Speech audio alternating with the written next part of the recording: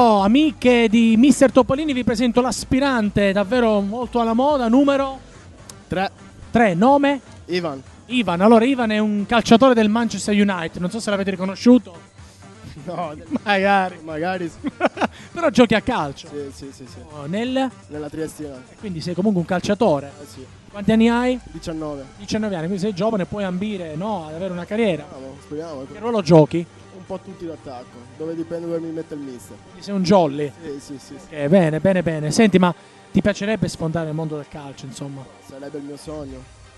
È difficile, so, ma Difficile sì, però ci speriamo. nulla è impossibile. Quello sì, è vero. Ok, va bene. Però ti sei iscritto anche in un concorso di bellezza che c'entra ben poco col calcio. Perché? Perché in alternativa al calcio magari c'è...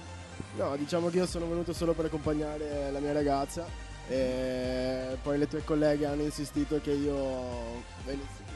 Però tu sai che le cose che nascono così tante volte sono le più efficaci. Oh, speriamo anche in questo, allora io spero sempre in tutto. Benissimo. Senti, al di là del Manchester, ma qual è la tua squadra, la squadra che tifi? Il cuore è la Juventus. La Juve, va bene. Senti, in bocca al lupo, ben arrivato qui a Mister Topolini. Grazie. Se ci fai una faccia simpatica siamo tutti felici perché voglio che venga fuori anche il lato simpatico, l'ha fatta. Senti, fai qualche saluto? Saluto mia mamma e mio papà che da tantissimo che non li vedo e basta questo.